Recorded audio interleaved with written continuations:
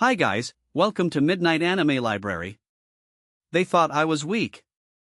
I betrayed the Navy and took over the world. One Piece Part 2 Chapter 11, Buster Call. This time, Kuzan's attitude was unyielding. Even though Yan, weak and pale, repeatedly claimed he felt too ill to rise, Kuzan would not relent.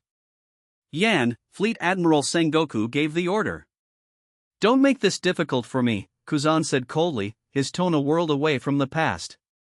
Yan frowned slightly, sensing that Kuzan seemed out of sorts, so much so that if he refused again, Kuzan looked ready to use force. Knowing refusal was impossible, Yan slowly pushed himself out of bed. "Then I'll do it myself." "Good. Let's go." Kuzan nodded, apparently in no great rush, and led Yan unhurriedly toward the deck. "Vice Admiral Kuzan, you seem troubled," Yan remarked. After a brief silence, Kuzan replied. "I just learned a close friend has deserted the Marines, betraying the justice we've always defended." In that instant, Yan guessed who Kuzan meant. Jaguar D. Salo, a Marine Vice Admiral of Kuzan's generation, well known in the service for his strong sense of justice and cheerful optimism. He was also a key figure in the impending Ohara incident, a giant who would abandon the Marines out of sheer empathy, trying to save Ohara. In every sense, physically and morally, he was a giant. Willing to forsake everything he had upheld and even give his life to save others, Jaguar D. Salo was such a giant. "Is that so?" Yan's voice dropped. After a pause he continued. "I don't know whom you mean, but if he was your friend, he must be a man much like you. Perhaps he hasn't betrayed justice, he's simply following his own." Kuzan's stride faltered, behind his shades his eyes narrowed as he spun to stare at Yan. Yet Yan still looked deathly pale and frail, as if those weighty words had slipped out unwittingly. Meeting Kuzan's gaze, Yan forced a broad smile. "Am I wrong, Vice Admiral?" "Perhaps not," Kuzan answered in a low, level voice. Then, without another word, he led Yan onto the deck. After years shut in his cabin, Yan winced as the long-absent sunlight struck his eyes. At that moment alarm bells rang across the warship. Sailors moved to their stations as if they had expected it. "The Buster Call has begun," Kuzan said quietly. A moment later, cannons thundered without pause. Boom boom boom. As his eyes adjusted and sight returned, Yan saw the sky thick with shells raining like hail onto a tranquil isle whose center rose the 5 millennia-old tree of knowledge. Boom boom. Shells burst across Ohara, and in an instant the beautiful island was swallowed by smoke and flame. "Do you know what a Buster Call is?" Kuzan asked. Reflections of the spreading fire danced in Yan's eyes. "I know." As much to explain as to convince himself, Kuzan said evenly. "This is Ohara, the archaeological Holy Land, renowned the world over, once an island of scholars respected by all. Unfortunately, they broke the world government's taboo, secretly researching the ancient weapon that can destroy the world. To keep such evil ideas from spreading and throwing the seas into chaos, the world government has no choice but to stamp them out here with a Buster Call." Yan nodded expressionlessly, saying nothing. In truth, his memories told him the scholars had only sought the void century. As for the charge of weapon research, when the world government accused Ohara, it would have been better if the island really had possessed such arms, otherwise, this was the inevitable result. A familiar scenario. Yan brooded, heart heavy. The world government's hegemony in a nutshell, an alliance of fewer than 200 states calling itself world government, says it all. The scholars, lost in their studies, underestimated it. They thought at worst the ringleaders die. But the world government won't tolerate anything that might shake its rule. One brutal example, and all Ohara must perish under the Buster Call. As flames filled his gaze, a huge figure burst from the burning island. "Salo? Why is he here?" Kuzan exclaimed. Though ragged and filthy, far from his old proud look as a vice admiral, Kuzan still recognized him at once. Bang bang bang. The moment Salo appeared, Marine soldiers swiveled their guns, shells poured toward him. Unflinching, Salo pressed on, hands clasped as if shielding something, enduring the blasts. Yet even his mighty giant frame could not withstand such a barrage from the Navy warships. "Damn it, then don't blame me." Rolling aside, Salo set the little girl Nico Robin on the ground, covered his vitals, and in a flash charged a warship anchored offshore. The next instant, to the Marines' collective cry of shock, the massive warship was hefted bodily into the air by Salo. Chapter 12, Shelling the Evacuation Ship WH, What Terrifying Strength! Yan's mouth twitched slightly as he watched the shocking scene before him, subconsciously holding his breath. One should know that a Navy warship, a steel beast, has a standard complement of a full 1,000 Marine soldiers. As for exactly how many tons the Navy warship weighed, Yan wasn't sure, but in terms of pure volume, a Navy warship was several times larger than Salo. And Salo, a giant himself, had lifted a steel creation several times his own size. This physical structure immediately made Yan think of a certain creature, an ant. Could one only say, as expected of the giant race? This innate physical advantage truly made the physically weak Yan envious. In the next moment, under Yan's shocked gaze, Salo held the entire Navy warship high and slammed it toward another Navy warship that was continuously firing at him. If these two warships collided, it would inevitably lead to the deaths of a large number of Marine soldiers. Almost subconsciously, Yan wanted to step in and stop the collision of the two warships, but at the critical moment, he forcibly stopped himself. The credit for saving over 2,000 soldiers' lives and preventing the collision of two Navy warships was something he'd rather not be associated with. With his thoughts racing, Yan quickly reached out and tugged at Kuzan beside him, reminding him, "Vice Admiral Kuzan, take action." Kuzan, who had been stunned by Salo's appearance, reacted instantly. In a flash, he appeared directly in front of the warship, falling like a meteorite. Ice time. Unimaginable cold air spread from Kuzan's outstretched hands, wrapping around most of the warship's hull almost in an instant. Beneath the hull, the sea surface froze rapidly, and several ice pillars appeared out of thin air, supporting the massive warship in mid-air. The soldiers, who had been terrified, saw the warship fixed in mid-air and soon noticed Kuzan, half of whose body had turned into ice, and couldn't help but cheer. Vice Admiral Kuzan. On the coast of Ohara, Salo looked at that familiar figure and the vast stretches of ice, his expression becoming extremely solemn as he murmured, "Kuzan, you've come too?" Immediately, having come to his senses, Salo turned around without hesitation, took Robin with him, and tried to escape. As Kuzan's friend, Salo knew all too well how terrifying Kuzan's strength was. Pure brute force meant nothing before that man. However, in the next moment, Salo's steps faltered as he stared at the figure that suddenly appeared before him. Compared to his past passion, Kuzan's expression now was like ice that wouldn't melt for 10,000 years, and he was holding a handsome, unfamiliar young man in his hand. Kuzan. Seeing this, Salo couldn't help but slowly take a few steps back. Salo, as a former member of the Marine, it would be too disgraceful if you were to disrupt the buster call. Surrender now, Kuzan said coldly, as if there were no connection between them. This caused Yan to glance sideways at Kuzan, his mouth twitching slightly as he thought to himself.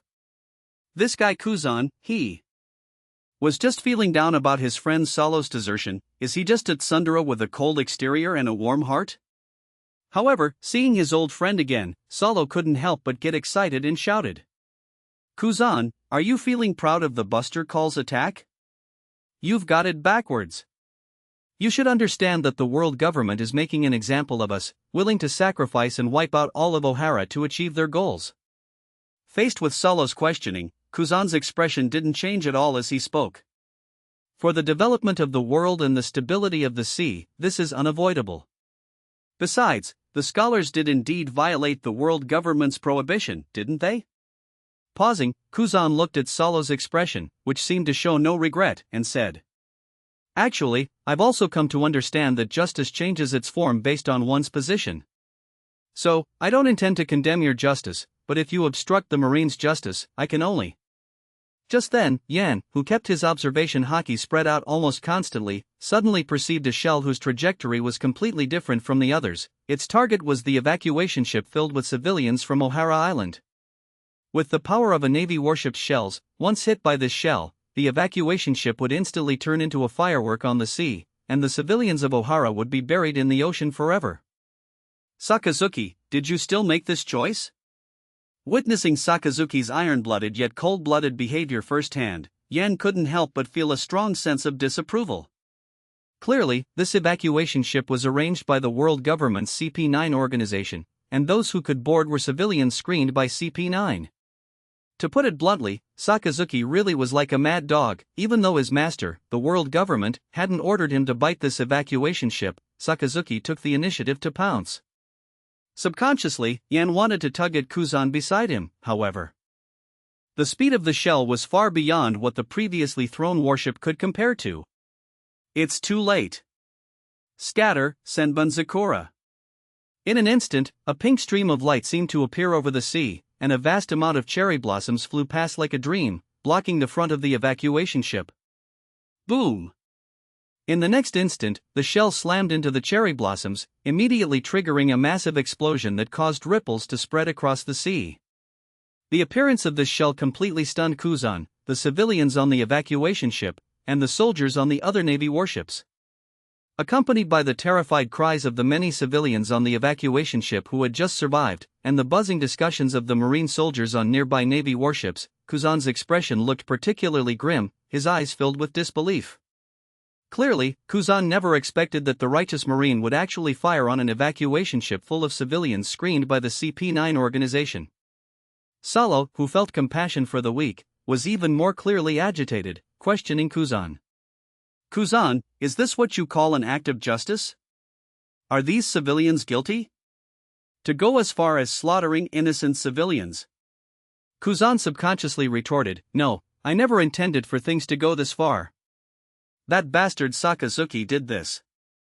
On a Navy warship in the distance, Sakazuki's expression, full of iron-blooded resolve, didn't change one bit.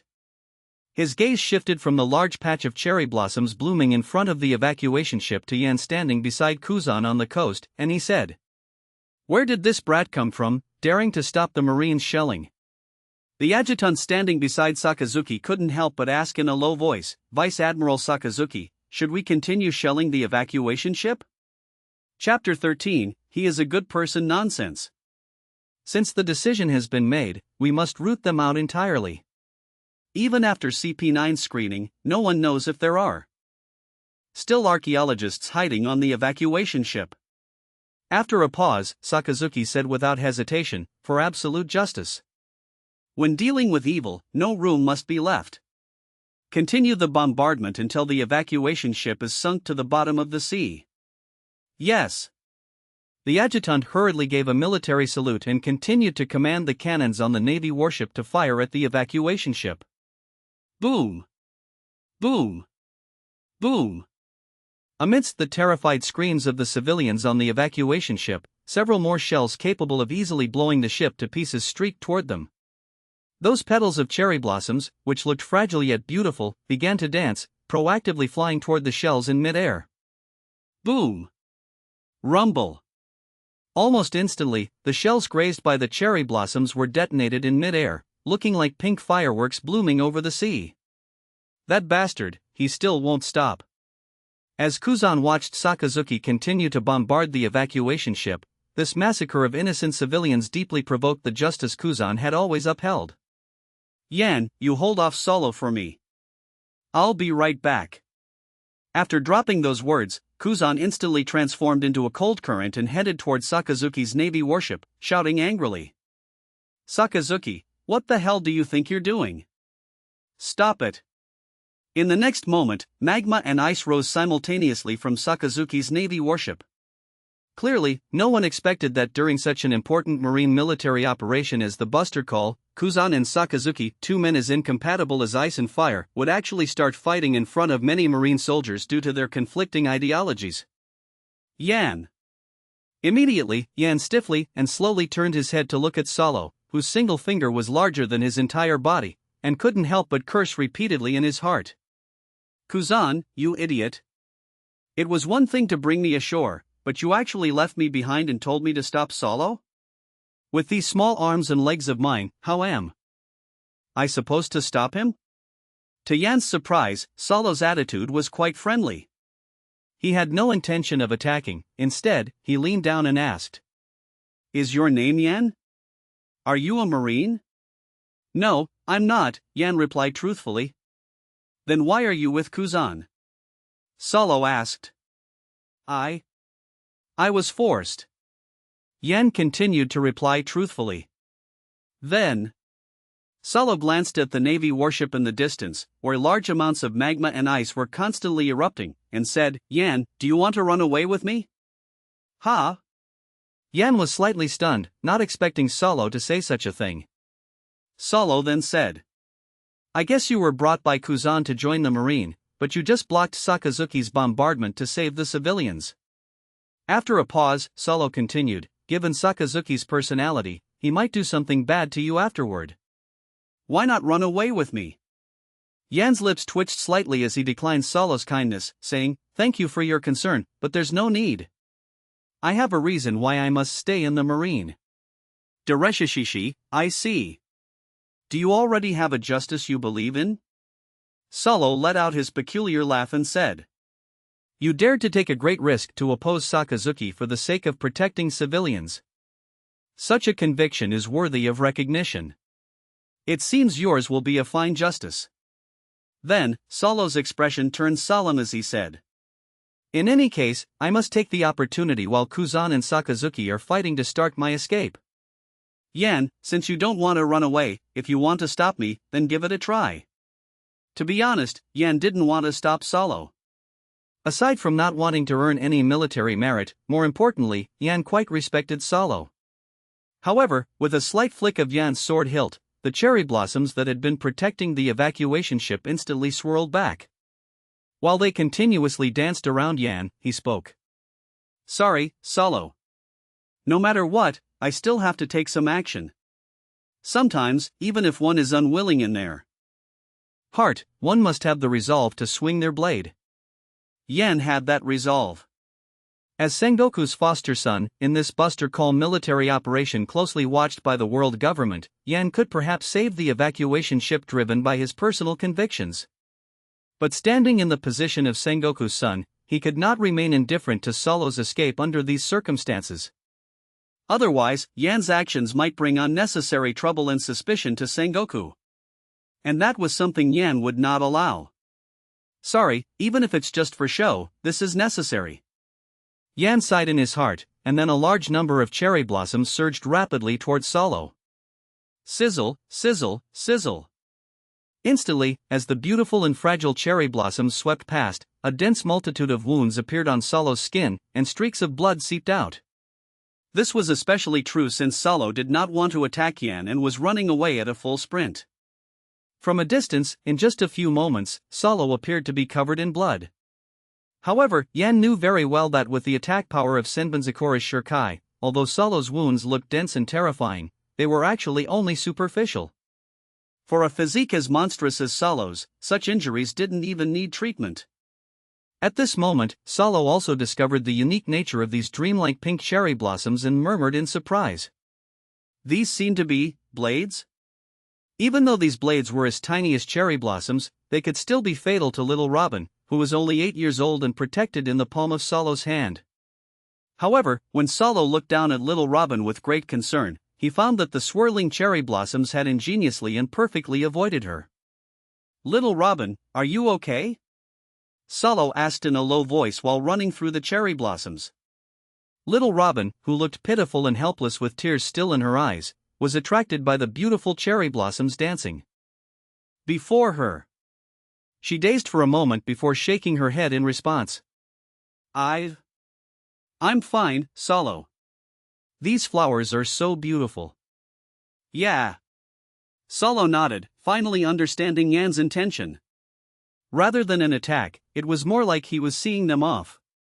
He is a good person. Finally, Salo summarized with a sentence. Recalling the scene where Yan saved the evacuation ship, little Robin nodded sincerely. Yes, he is a good person.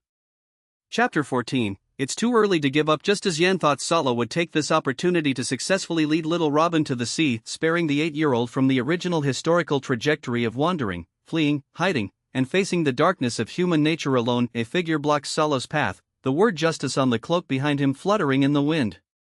"This is as far as you go, Salo." Cigar in mouth, Marine Vice Admiral Yamakaji slowly drew the blade from his hand. A layer of dark armament hockey coated it as he spoke flatly. "If we let a Marine traitor like you escape the Buster Call's assault, the Marines would lose all face. For the sake of our past friendship, surrender peacefully. As Solo fled to a certain distance, the cherry blossoms that had been surrounding and cutting him were retracted by Yan. Facing the imposing Vice Admiral Yamakaji, the blood-covered Solo couldn't help but burst into laughter. Dereshishishishi. What are you laughing at? Vice Admiral Yamakaji asked. Nothing, I've just prepared myself to meet my final fate. Solo showed no sorrow, instead, he spoke with a sense of liberation. He bent down to set little Robin on the ground and said, "Little Robin, run. Run toward the back of Ohara. Then, no matter what, find any way you can to get out to sea. Your life has only just begun, don't let it end here." Seeming to understand this was a final farewell, little Robin shouted with both hesitation and reluctance, "Solo, let's go together." "It's impossible.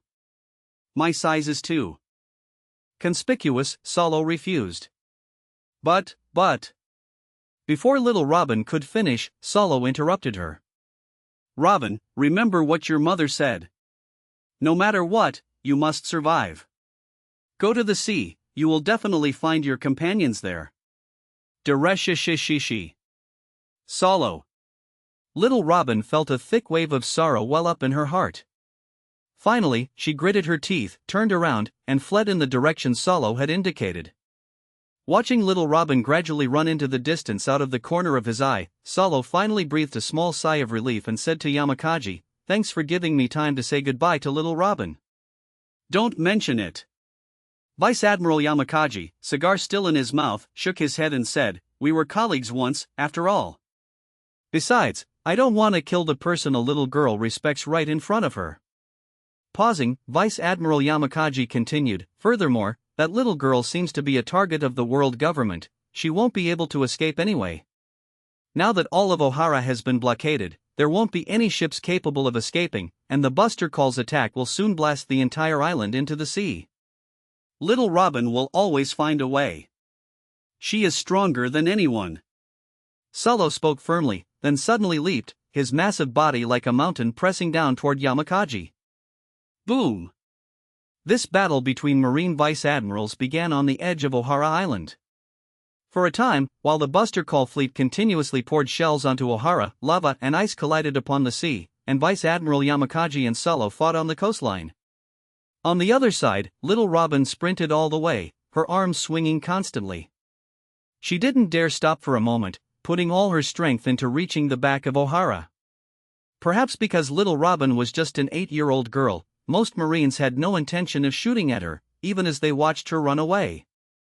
Even if, as Marines following orders, they couldn't save such a little girl, at the very least, they didn't want to attack her. Solo was very familiar with the Marine Buster Call's attack patterns.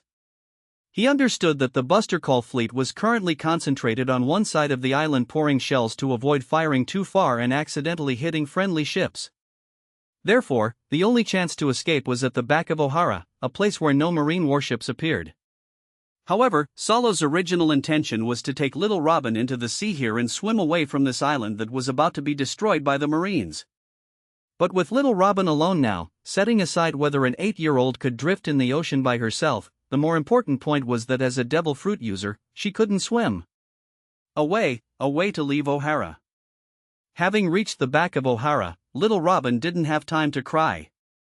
Her eyes scanned the surroundings, trying to find a way to get out to sea. Even a bamboo raft would do, or a small boat. However, under the Buster Call's bombardment, the entirety of Ohara was already ablaze with raging fires, having almost completely turned into a sea of flames. Forget bamboo rafts or small boats moored on the coast, even every single tree had begun to burn. Is there really no way? Little Robin knelt powerlessly on the ground, her eyes vacant as she looked at the sky gradually being filled and covered by smoke, murmuring to herself, "Maybe this is fine too. This way, I'll die with Mama, and be reunited with her." Just then, under the light reflected from the sea of fire behind her, a shadow covered little Robin. A handsome face wearing glasses suddenly appeared before her eyes, saying gently, "It's a bit too early to give up now." Subconsciously, little Robin, who was kneeling on the ground, backed away repeatedly to distance herself from the shadow. Soon, little Robin saw the person's appearance clearly and asked in disbelief, You're that good person named Yan? Gee, good person? The corners of Yan's mouth, which had been wearing a gentle smile, couldn't help but twitch slightly. I'm only 16, and I'm being given a good person card by an 8-year-old? This little Robin is really not cute at all. Only now did Yan have the chance to take a good look at the little Robin before him. Compared to her intellectual and beautiful mature style in the future, the 8-year-old Robin currently had darker skin and a thin frame. Except for her particularly bright large eyes, she looked like a malnourished child. As expected, not cute. Yan muttered in a low voice once more. Seeing Yan's contemplative expression, little Robin couldn't help but ask timidly, Are you here to catch me and hand me over to the world government? Hearing this, Yan stepped forward a few paces, squatted down in front of little Robin, stroked her small head, and said reassuringly, No, how could I possibly hand you over to the world government? Little Robin was stunned. Looking at Yan's gentle smile, she stammered, Thank you. Chapter 15, Hollow Bestowal. There is no need to say thank you. Given the circumstances, even though I am still a civilian and haven't joined the Marine yet, I failed to stop your fate. It is I who should be saying sorry to you. Yan rubbed little Robin's hair with some force. Beneath his glasses, which were reflecting the red glow of the flames, his eyes revealed a hint of helplessness. And this was precisely one of the reasons why Yan had always been reluctant to join the Marine, especially to rise to a high position. The higher the position, the greater the constraints from the world government, and the more one must follow the will of the world government, otherwise, one might be purged as a threat. However, how could Yan ever approve of a world government that protects the celestial dragons, the vermin of the world, and where aristocracy and slavery actually coexist? Let alone acting as a henchman for the world government, or even needing to protect the celestial dragons like a marine admiral. Little Robin never expected that Yan would actually say sorry to her. These incredibly gentle words almost instantly broke through the mental defenses of the currently lost and helpless little Robin, giving her a strong sense of trust in Yan. So, what Solo said was true. Beyond the sea, there really are people who will be kind to her. After hesitating for a few moments, little Robin pursed her lips and spoke. It's okay. You didn't attack me, I'm already very grateful to you. Pausing for a moment, a smile suddenly broke out on little Robin's face as she said, The fire is about to reach here, you should leave quickly. I will definitely find a way to survive on my own. What other way can you think of? Yan shook his head helplessly and turned to look at the growing flames behind him. Even though Yan had repeatedly confirmed with observation hockey that there was no one else here, let alone any Marine, he knew this was not a good place for further communication with little Robin. Furthermore, O'Hara, an island that had existed for over 5,000 years, truly couldn't hold out much longer. Little Robin. Yan stood up and said gently, From now on, let's meet again on the sea. Eh? Little Robin looked at Yan with some confusion. Next, Yan pulled out a mask with strange patterns made of an exceptionally peculiar material from somewhere. Even little Robin, who was only 8 years old but already recognized as a true archaeologist, had never seen this kind of material before. In the next moment, little Robin's vision blurred. Yan had already leaned down, placing the mask over her face while whispering softly in her ear. This is the only gift I can give you now. I hope it can protect you. Immediately after, little Robin felt the mask instantly shrink to fit her small face, and then something special began to seep in from it. Hollow Bestowal, Curse. Isunga. From Yan's perspective, a large amount of white substance was constantly being produced by the mask and seeping into little Robin's body. Different from the power of the Shinigami Zanpakuto that Yan possessed, this was a Zanpakuto power belonging to what is known as a hollow. Initially, Yan didn't know the hollow power existed within him, he thought he could only use the Shinigami Zanpakuto, until that time he ate that unknown devil fruit in front of Sengoku. Then, a unique hollow power was generated, and its name was the Zanpakuto of the 7th Espada in the Espada organization at the Peak of Hollows, Curse Isunga.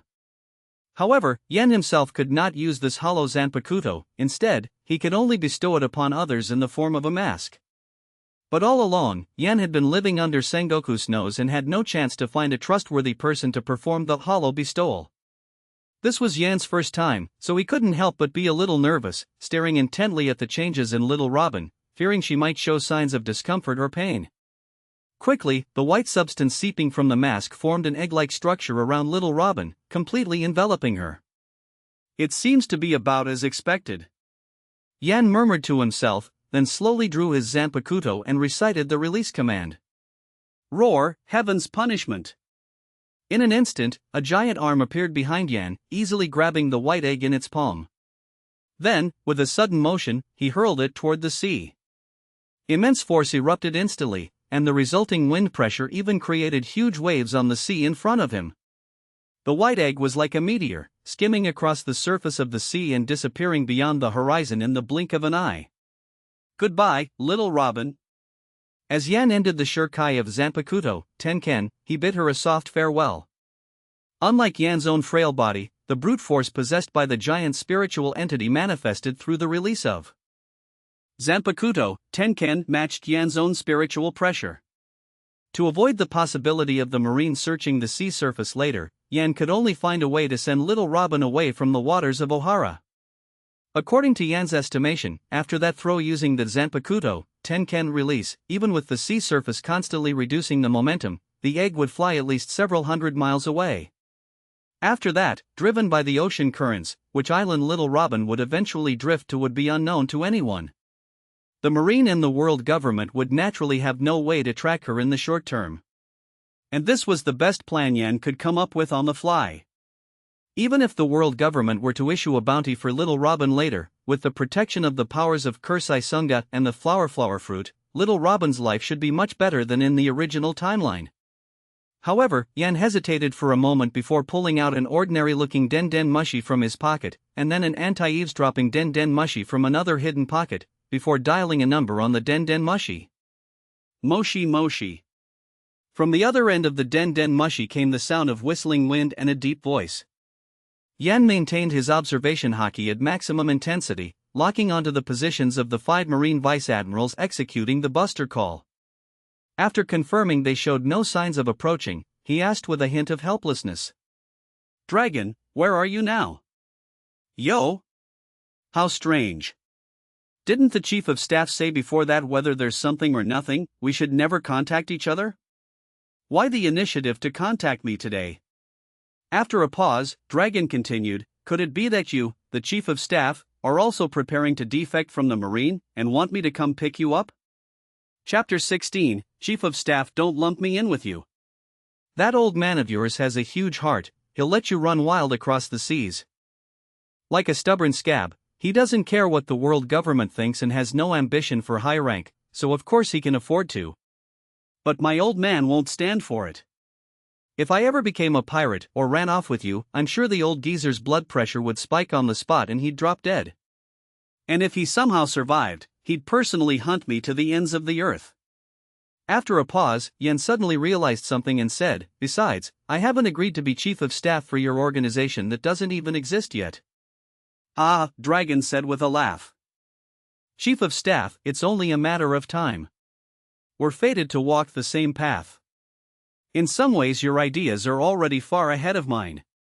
Just as Yan opened his mouth to retort, a completely unfamiliar voice came faintly through the Den Mushi. Dragon, you traitorous marine spreading dangerous ideas so you've got accomplices? Who is this Chief of Staff? Immediately after, the whistle of wind mixed with shouts and the clash of blows. In an instant Yan's face went black, he roared in fury. Dragon, you idiot! There's an enemy at your side and you still take my call? Did Garp's armpit crush your brain? Don't be so irritable, Chief of Staff. That's not like you. Amid the howling wind, Dragon's unhurried voice came through the Den Mushi. Yan drew several deep breaths. Who's the enemy? Just a few CP0. Dragon answered casually, but Yan felt his stomach drop. Dragon, if you don't wipe out every one of those CP0 and my name reaches the world government, I'll kill you myself. With that, Yen slammed the Den Mushi shut, looking as though life had lost all meaning while he cursed under his breath. Dragon, you bastard, moron, Garp II. At the same time, Yan thanked his lucky stars he hadn't impulsively defected with Dragon. Otherwise, with his own skinny arms and legs, this hot-blooded, hopelessly unreliable dragon would have gotten him killed. Unlike the mysterious, formidable leader of the Revolutionary Army in Yan's memories, this young dragon was impulsive, burning with passion for dreams and justice, and just like Luffy and Garp, sometimes downright absurd. Because of that, the son of the Marine hero had defected from the Marines almost the moment he'd clarified his beliefs, rushing to sea to chase the revolutionary path Yan had once described. Sigh, what a piece of work. In the end, Yan exhaled, using his observation haki to keep track of the fight between Kuzan, Sakazuki, Vice Admiral Yamakaji and Salo while he quietly waited. About 100 breaths later, the Den Den Mushi in his hand rang. He answered at once. Did you finish them? Relax, a handful of CP0 are no match for me, haha. Dragon sounded thoroughly pleased. Don't get cocky, Yan warned. Devil fruit abilities are bizarre, you never know if one can raise the dead. Grind the CP0 corpses to powder on the wind and scatter them over the sea, got it? Alright, Chief of Staff, your caution is ridiculous. Dragon sighed in exasperation, yet his hands didn't slacken, sending the CP0 agents to their final rest in the embrace of the sea. Then his tone turned serious. Alright, Chief of Staff, what did you want to say? Where exactly are you now? Yan asked. A deserted island in the New World, Dragon replied. Didn't I tell you to keep an eye on O'Hara Island? Why are you there instead? Yan asked, exasperated. For reasons he couldn't explain, Yan hadn't been able to warn Dragon about the coming O'Hara incident. But he had repeatedly told Dragon to watch O'Hara Island, stressing that archaeologists who could read the ancient script were vital. Only those scholars could decipher the poneglyphs and uncover the secrets the world government feared. Because of that, Yan had assumed Dragon would appear in advance during the O'Hara incident and spirit the scholars and precious texts out of the Tree of Knowledge. He never expected Dragon to be nowhere near they.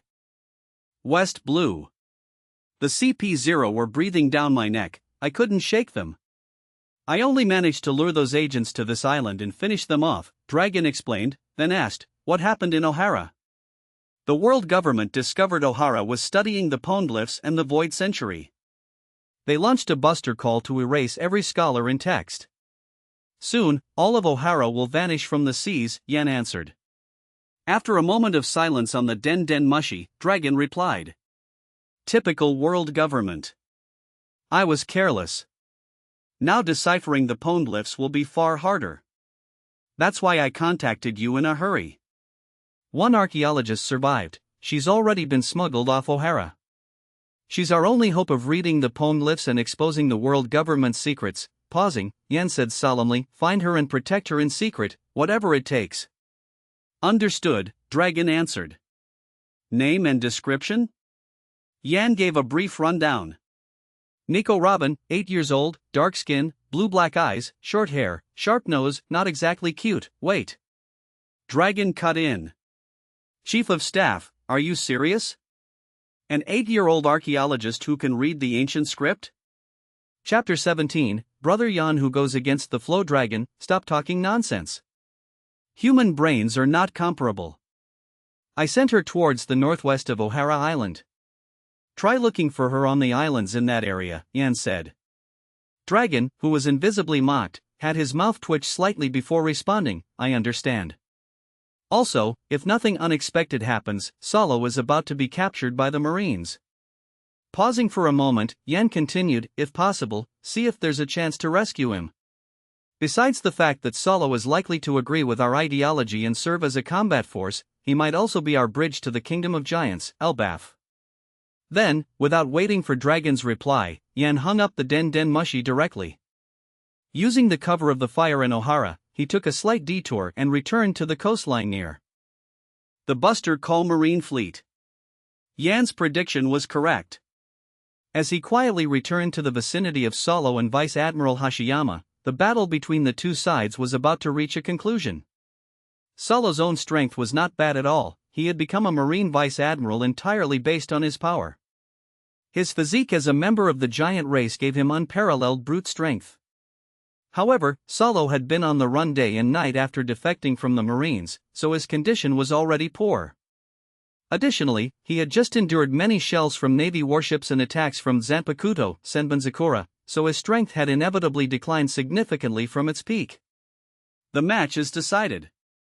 As Vice Admiral Hashiyama slashed heavily at Solo's chest with extreme speed, a large amount of blood sprayed out. Solo, whose body was covered in dense wounds deep enough to see bone, could no longer support himself and collapsed to the ground. "It's over, Deresha Shishi." Just moments before losing consciousness, Solo was still laughing loudly, as if he were completely satisfied with his life. This scene, filled with both sorrow and a sense of freedom, made Yan inexplicably recall a saying. A life spent falling on the path of pursuing dreams and self is happy and joyful. Yan couldn't help but praise in a low voice, "What a great man, Solo." While Vice Admiral Hashiyama was arranging for the soldiers to arrest the heavily injured and unconscious Solo as quickly as possible, and binding him to his warship to be escorted back to Ini's lobby for trial, Yan, who had intentionally made himself look disheveled and covered in soot, stumbled toward Vice Admiral Hashiyama and shouted, "Vice Admiral Hashiyama, wait for me." Are you the young man who saved the evacuation ship while beside Vice Admiral Kuzan?" Vice Admiral Hashiyama asked, looking at Yan. "How did you end up like this?" Yan scratched the back of his head and said with an expression of embarrassment and sheepishness, "I just wanted to take a shortcut to chase that little girl, but I got trapped by the fires on Ohara halfway through. I almost was burned to death." Just as Yan thought Vice Admiral Hashiyama would harshly scold him for his incompetence and use him as a negative example. To Yan's surprise, the bearded Vice Admiral Hashiyama, who was puffing on a cigar and exuded a fierce aura, patted Yan's shoulder and spoke in an unusually gentle tone. "Although it was a bit reckless to pursue the enemy when you lacked sufficient strength, this spirit of upholding justice without fear of death is commendable." "Well done, Yan. I miscalculated." In response, Yan could only give an embarrassed smile and follow Vice Admiral Hashiyama back to the Navy warship in silence. "Ship doctor, quick, for this young man." Vice Admiral Hashiyama paused and then asked Yan, "What was your name again?" "Tefamo Yan," Yan replied. "Quick, check Brother Yan's body." To capture the criminal just now, he disregarded his own life and went against the flow into Ohara, which was covered by the Buster Call bombardment. He ended up trapped by the fire and barely managed to escape. Vice Admiral Hashiyama spoke loudly with a tone full of admiration, causing the surrounding Marine soldiers to look at Yan with gazes that faintly showed a bit of respect. Isn't that the youth who controlled the cherry blossoms to save the evacuation ship before?" A Marine soldier acting as a lookout suddenly remembered something and exclaimed, "It really is him. Those glasses, there's no mistake. I saw him too. That's truly remarkable. I didn't expect Brother Yan to have such a firm sense of justice besides being compassionate and unafraid of authority. To capture the criminal, he actually dared to go against the flow into Ohara, which was covered in gunfire and had turned into a sea of fire. Looking at Brother Yan's outfit, it seems he's not even a Marine yet. Are you an idiot?" Brother Yan was brought by Vice Admiral Kuzan. Even if he's not a Marine yet, he's definitely about to join the Marines. Listening to the Marine soldiers' discussions and the respectful glances cast his way from time to time, Yan didn't know how to explain for a moment. "Do the men on this sea all have something wrong with their mental wiring?" Yan complained helplessly in his heart and quickly followed the ship doctor to escape using his illness as an excuse. Out of sight, out of mind. Afterward, Yan lay peacefully on the hospital bed. While telling the ship doctor about symptoms like dizziness, chest tightness, shortness of breath, and back pain, he looked out the window next to him. On that Navy warship not far away, the struggle between magma and ice was also slowly subsiding. This wasn't because a winner had been decided between Sakazuki and Kuzan, but because the evacuation ship had gradually moved away, beyond the firing range of the Navy warships, and the two sides no longer had a reason to continue fighting.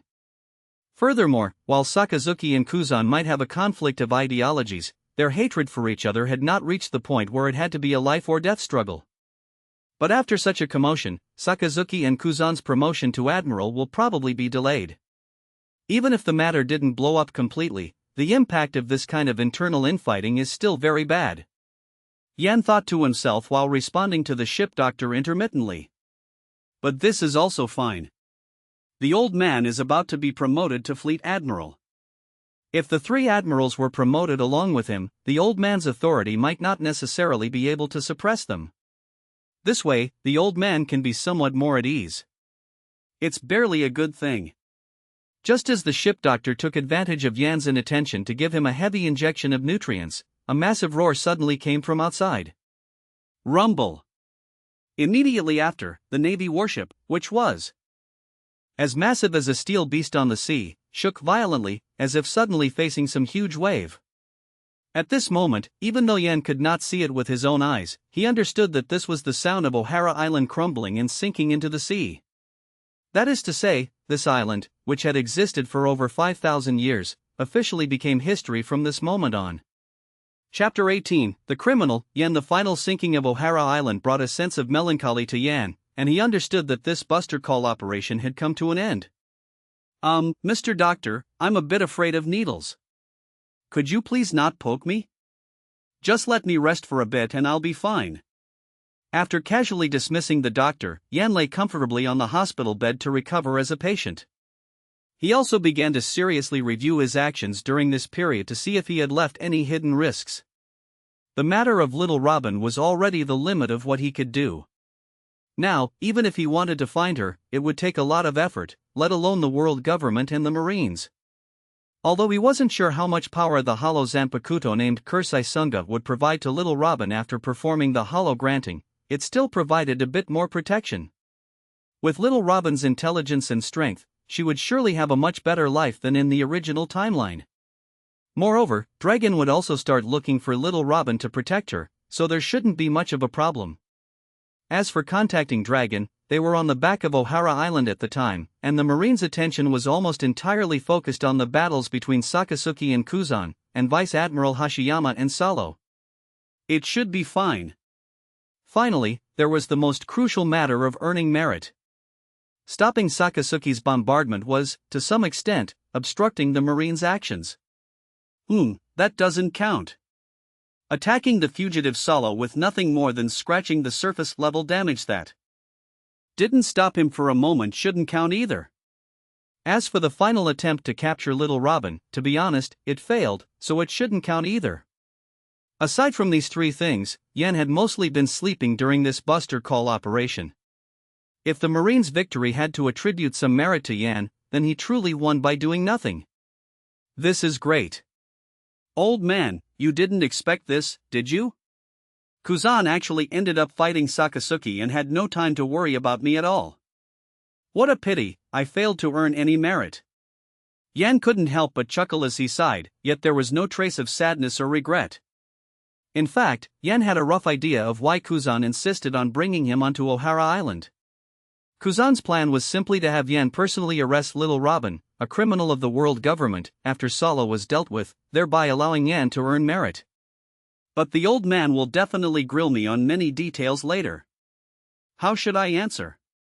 After roughly predicting Sengoku's reaction, Yan began to prepare answers that would leave Sengoku speechless. Just then, Yan, who maintained a certain level of observation haki at all times for safety, suddenly sensed something and leaped from the hospital bed. In the next moment, the door to the hospital room turned glowing red and melted away in an instant. Inside the room, the temperature suddenly became incredibly scorching. Are you the brat who dared to stop the Marine bombardment and sheltered the evacuation ship carrying the criminals of Ohara? A powerful, oppressive voice rang out as a tall figure stepped through the molten iron door as if it were nothing. Sakasuki? Yan's pupils constricted slightly. He never expected Sakasuki to appear here. At this moment, Sakasuki's clothes were somewhat tattered, clearly marks left from his battle with Kuzan. However, this didn't diminish his oppressive presence at all. Instead, it gave Yan the impression of a volcano that could erupt completely at any moment. Powerful and scorching, his mere presence gave the illusion of a natural disaster. Is this the user of the magma fruit, the future Marine Admiral Akaina Sakasuki, a man comparable to a volcano? Standing face to face with Sakasuki, Yan's past impression of him underwent a massive change. Perhaps Yan didn't agree with his philosophy, but this heat and power were certainly terrifying and deserved respect. Brat, answer my question. Sakasuki stomped heavily on the floor, questioning him with cold, rigid eyes. That's right. Yan's skin felt the growing warmth, yet a smile appeared on his face. If Vice Admiral Sakasuki wants to give me a Brave Citizen award, there's no need. It's just what I should have done. Instantly, Sakasuki's expression darkened further as he squeezed out a word through his teeth. Award? Yan, however, wasn't flustered at all and nodded with a smile. Vice Admiral Sakasuki's flagship accidentally bombarded civilians. In an act of bravery, I prevented this tragedy and stopped Vice Admiral Sakasuki from making a huge mistake. Isn't Vice Admiral Sakasuki here to thank me? Heh, thank you? Sakasuki sneered, raising a hand that had transformed into scorching magma. Just then, Kuzan's figure suddenly appeared, blocking Yan. He raised a hand to stop him. Sakasuki, stop. Kuzan, get out of my way, Sakasuki said sharply. Have you lost your mind? Kuzan's tone also became exceptionally cold as he questioned him. This brat sheltered an evacuation ship that might have hidden Ohara criminals. He might be connected to those criminals. Even if there's only a sliver of a possibility, it must be eliminated, Sakasuki said. Impossible, Kuzan said decisively. For a moment, the heat radiating from Sakasuki intensified, his tone carrying an almost uncontrollable rage. Kuzan, what right do you have to be so sure? Do you insist on opposing me today? Of course I'm sure. Kuzan stepped slightly to the side, revealing Yan. He is Fleet Admiral Sengoku's son. How could he possibly be a criminal connected to Ohara? Even if it's Fleet Admiral Son, Sakasuki's voice faltered.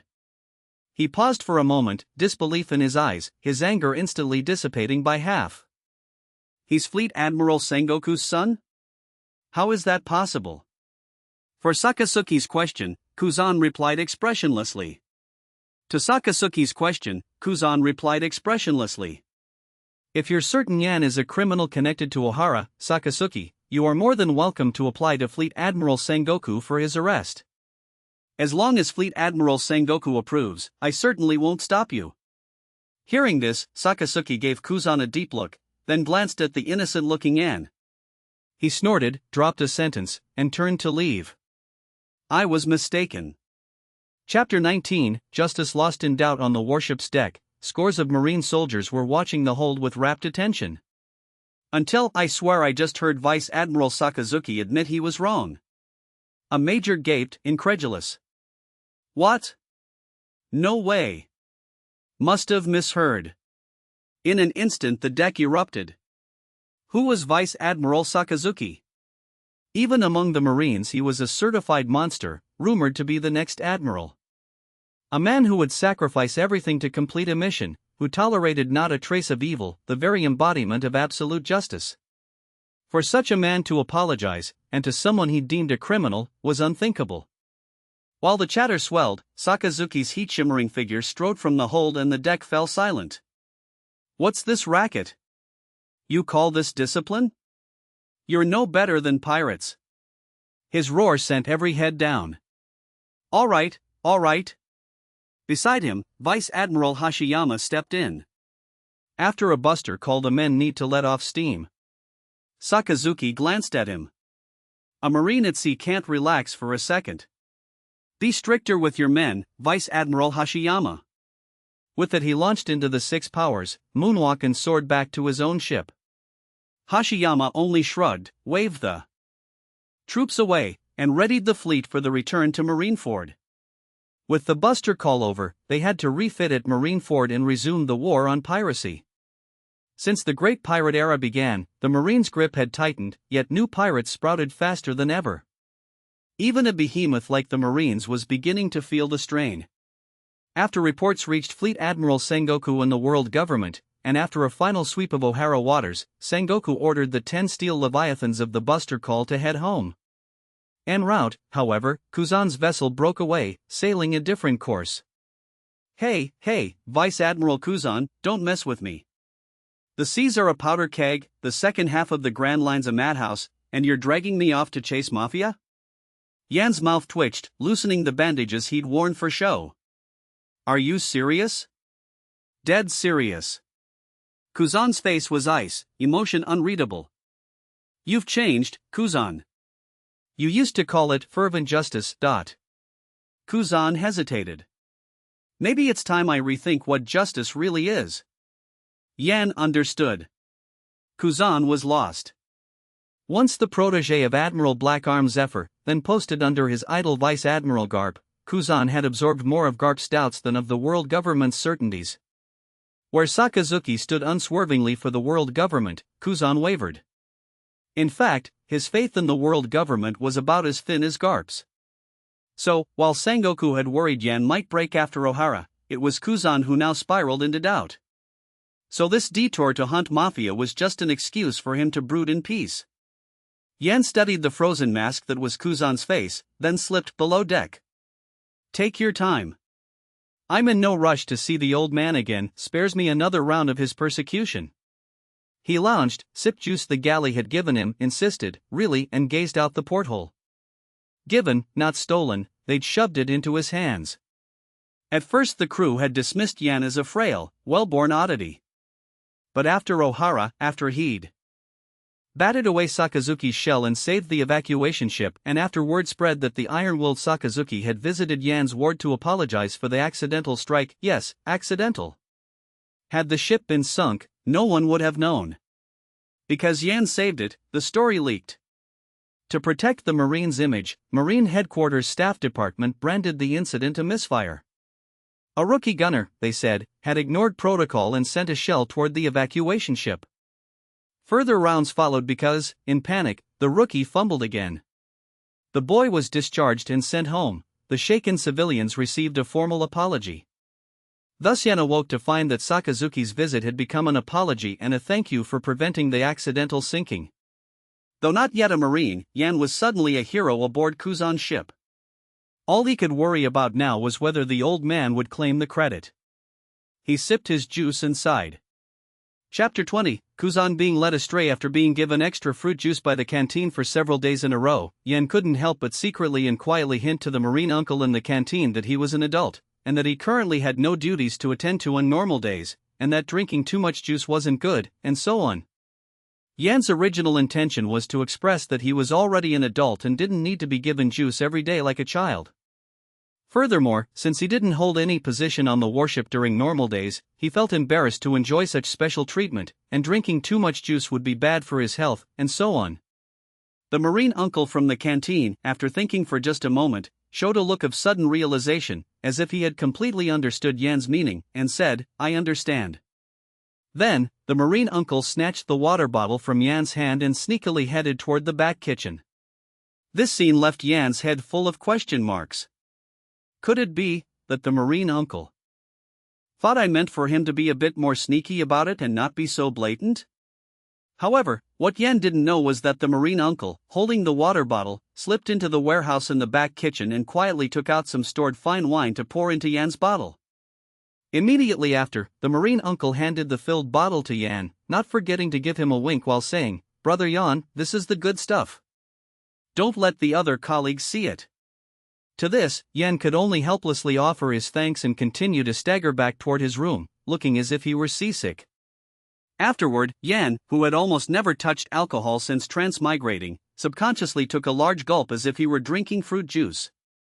This taste, why is it a bit intoxicating? And a bit familiar. Deeply puzzled, Yan took another gulp to investigate, smacking his lips as he swallowed, feeling more and more that the taste was somewhat familiar. It wasn't until Yan inexplicably felt a bit lightheaded and euphoric that his somewhat dazed brain suddenly had a moment of clarity, and he murmured, "Oh boy, I'm doomed. It's the feeling of alcohol." However, Yan was already completely intoxicated at this point. Not only could he not suppress the urge to keep drinking, but driven by his drunkenness, he even began to sing loudly. Life. Life. Life is but a few short autumns. Don't stop until you're drunk.